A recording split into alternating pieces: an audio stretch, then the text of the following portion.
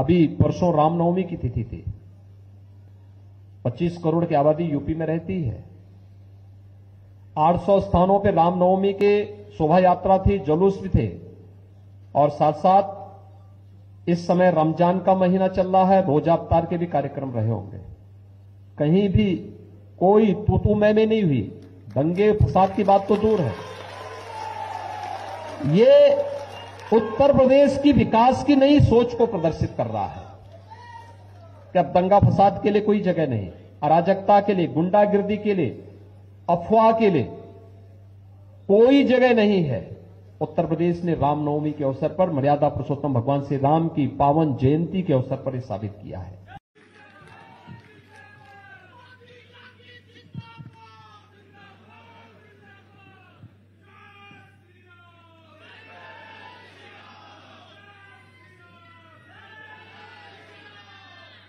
Bharatiya Janata party के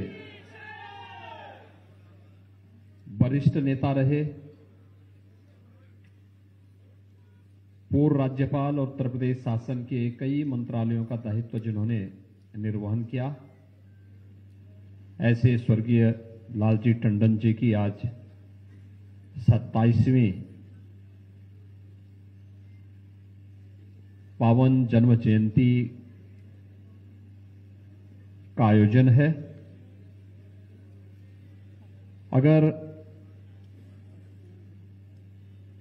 सरदेव टंडन जी होते, भौतिक रूप से हमारे बीच में होते, तो पूरा लखनऊ, राजस्थान और देश के तमाम अन्य उनके शुभचिंतक उन्हें उनकी 27वें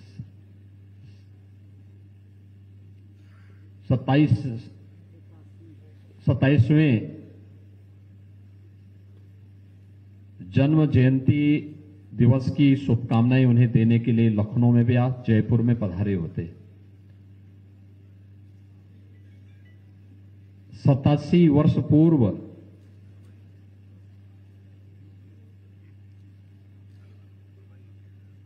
इसी लखनऊ में 12 अप्रैल को, यानी आज ही के दिन पर टंडन जी का जन्म हुआ। आज वे भौतिक रूप से हमारे बीच में नहीं है, लेकिन टंडन जी की स्मृतियां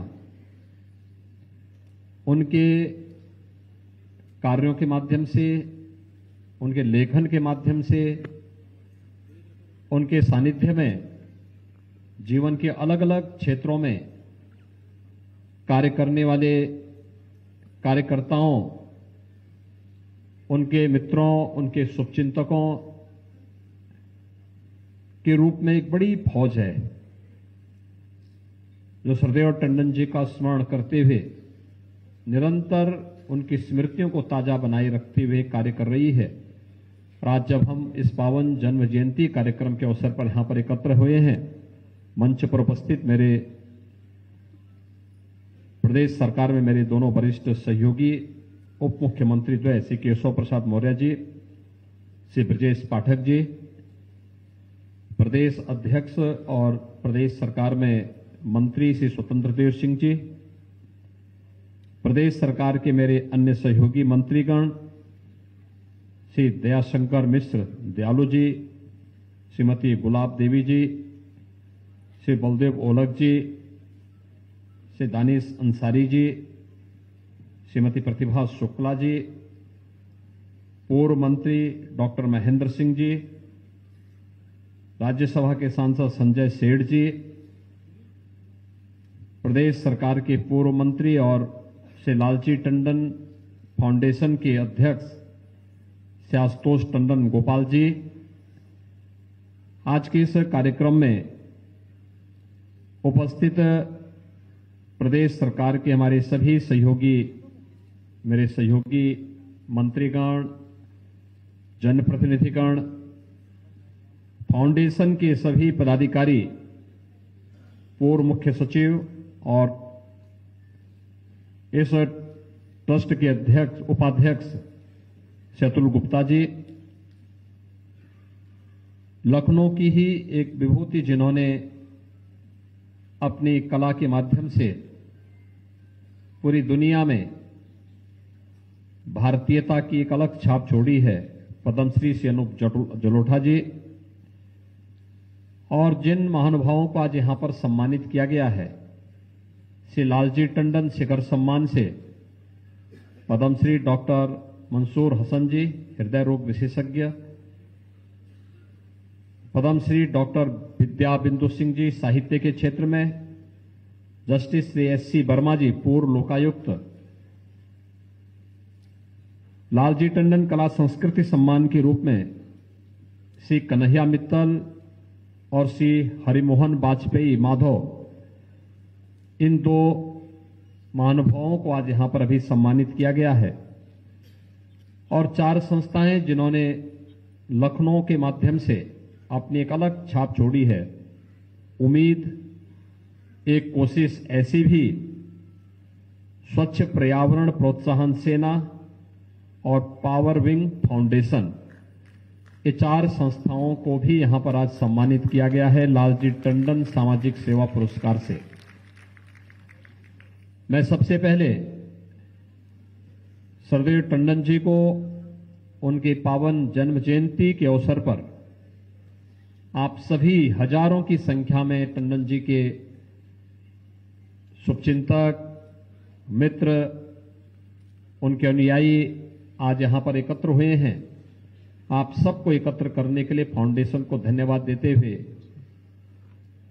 स्वर्गीय लालजी टंडन जी को उनकी पावन जयंती के अवसर पर प्रदेश सरकार की ओर से, अपने सभी सहयोगियों की ओर से विनम्र श्रद्धांजलि अर्पित करते हुए उनकी स्मृतियों को मैं कोटि कोटि नमन करता हूं। जिन संस्थाओं को आज यहां पर सम्मानित किया गया है, श्री लालजी टंडन शिखर सम्मान, श्री लालजी टंडन कला संस्कृति सम्मान और श्री लालजी टंडन सामाजिक सेवा पुरस्कार से, इन महानुभावों को और संस्थाओं को मैं हृदय से बधाई भी देता हूं, अपनी शुभकामनाएं भी देता हूं। सम्मान व्यक्ति हो या संस्था, वह उनके कार्यों के प्रति एक प्रोत्साहन होता है। और प्रोत्साहन इस बात के लिए होता है कि जो कार्य हमने किया है, इसको किसी एक संस्था ने उस कार्य को रिकॉग्नाइज किया है, तो अब इसका मतलब हमें अपनी इस प्रतिस्पर्धा को, स्वस्थ प्रतिस्पर्धा को आगे बढ़ाना है। हमने जो किया है, आज एक संस्था उसको सम्मानित कर रही है, इसका मतलब ये है हमें अब इससे आगे की यात्रा तय करनी है। जहां पर है वहीं पर नहीं पड़े रहना है, बल्कि उससे भी अच्छा और उससे भी बेहतरीन करने की दिशा में आगे बढ़ना है। और मैं इसके लिए स्वर्गीय लालजी टंडन फाउंडेशन को हृदय से धन्यवाद दूंगा कि अलग अलग क्षेत्र से जुड़े हुए इन महानुभावों ने, जिन्होंने अपने क्षेत्र में एक नई प्रतिष्ठा स्थापित की। किसी ने स्वास्थ्य के क्षेत्र में, किसी ने साहित्य के क्षेत्र में, किसी ने न्यायिक क्षेत्र में, किसी ने कला और संस्कृति के क्षेत्र में, किसी ने सेवा के क्षेत्र में, अलग अलग क्षेत्र में इन सभी महानुभावों ने या संस्थाओं ने अपनी एक अलग छाप छोड़ी है। और उस छाप के माध्यम से लोगों के लिए एक प्रेरणा भी बने हैं, लोगों को एक दिशा भी दी है, अनेक लोगों के जीवन में परिवर्तन के वे कारक बने हैं। और फिर ये सम्मान स्वर्गीय लालजी टंडन जैसे व्यक्तित्व के नाम पर उपलब्ध हो तो सचमुच ये सोने में सुहागा का काम करता है। क्योंकि लालजी टंडन जी की बात जब होती है तो सरदेव अटल बिहारी वाजपेयी जी के अनन्य सहयोगी और सबसे विश्वसनीय सहयोगी के रूप में लखनऊ में उन्हें देखा जाता था। अगर टंडन जी ने कहा है तो अटल जी उस पर पूरी तरह विश्वास कर लेते थे। दूसरा, लखनऊ के बारे में, उनके बारे में कहा जाता था कि वे लखनऊ के चलते फिरते लाइब्रेरी थे, यहां के चलते फिरते पुस्तकालय थे। जितनी जानकारी उनके पास थी, बचपन से यानी जन्म से लेकर के और 85 वर्ष की उम्र में, जब तक उन्होंने यानी 85 वर्ष 3 माह की आयु उन्होंने लखनऊ में रहकर के जिया। वे कहीं भी थे। राज्यपाल के रूप में बिहार के अंदर उन्हें सेवा करने का अवसर प्राप्त हुआ, तो भी मुझे एक बार राम जानकी विवाह में जनकपुर जाना पड़ा था। भारत सरकार ने कहा था तो मैं वहां गया था, क्योंकि उस समय उस कार्यक्रम में उस समय की विदेश मंत्री श्रीमती सुषमा स्वराज जी को जाना था। उनका स्वास्थ्य अनुकूल न होने के नाते मुझे कहा गया, तो मैं वहां उस कार्यक्रम में गया था। तो हम लोग जनकपुर से फिर पटना वापस आए थे टंडन जी से मिलने के लिए, और हम लोग वहां राजभवन में ही रुके थे। तो राजभवन में रुकने के कारण मैंने देखा कि वहां भी लखनऊ की छाप राजभवन में बहुत स्पष्ट देखने को मिल रही थी। लखनऊ का जितना भी खान पान था सब कुछ वहां पर राजभवन में देखने को मिल रहा था। लखनऊ के लोग देखने को मिल रहे थे। लखनऊ के अलग अलग क्षेत्र से जुड़े हुए लोगों को भी वहां पर मुझे राजभवन में उनको देखने का अवसर प्राप्त हुआ था। वो यहां से जब लखनऊ से जब भी उन्हें पटना से समय मिलता था लखनऊ जरूर आ जाते थे। लखनऊ आते थे, लखनऊ में रह करके फिर उन्होंने अपना कार्य प्रारंभ किया। लखनऊ में रह करके लखनऊ के साथ लगातार उनका जुड़ाव बना रहा।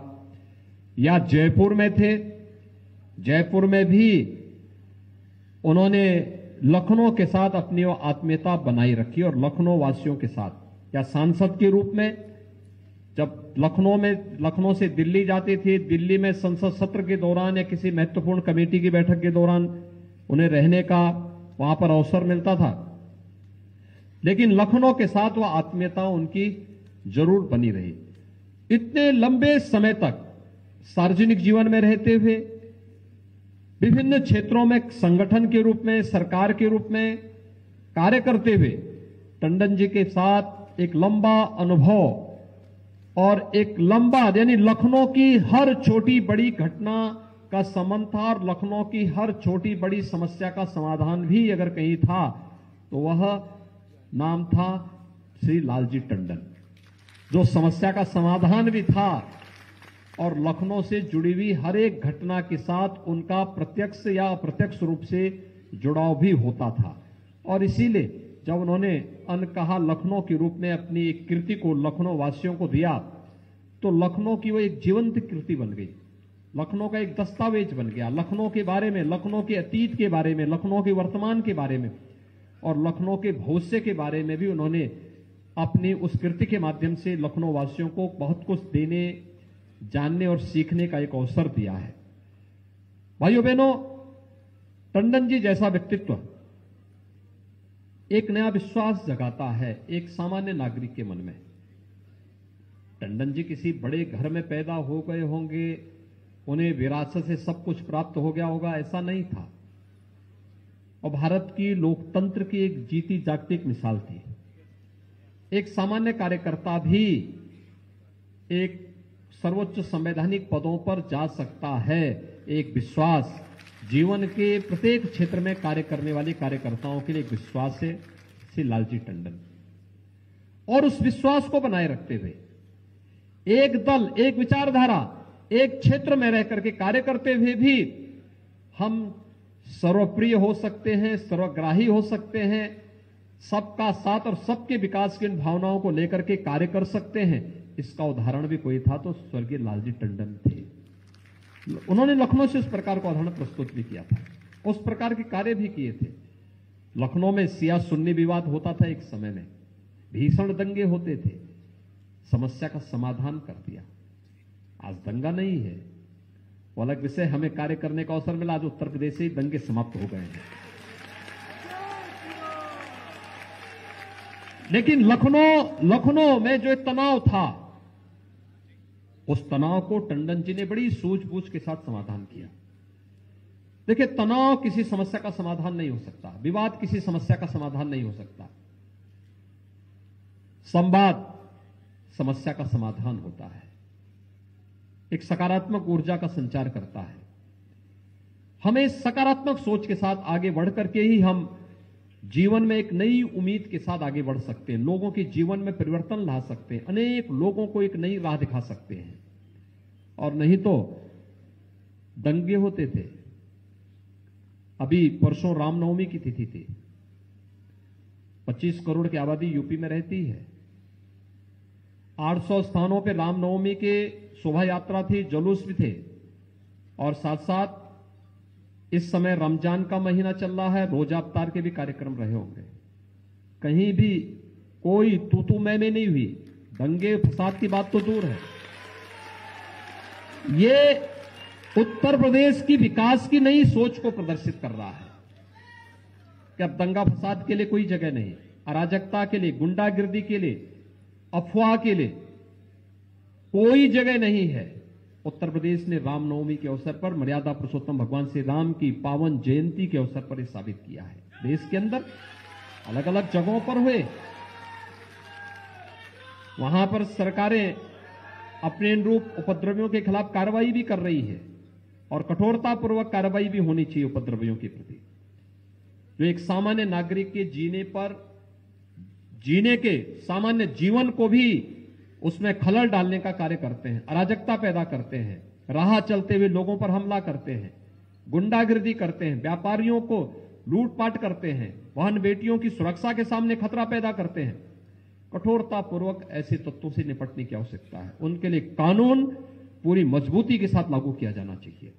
लेकिन अगर समस्या है तो समस्या का समाधान भी हम मिल बैठ करके कर सकते हैं, क्योंकि अगर हमें सरदेव प्रधानमंत्री जी की एक भारत श्रेष्ठ भारत की परिकल्पना को साकार करके भारत को दुनिया की एक ताकत बनानी है, तो यह ताकत एक व्यक्ति की नहीं, एक जाति की नहीं, एक प्रदेश की नहीं, देश के 135 करोड़ लोगों की सामूहिक ताकतों बननी चाहिए।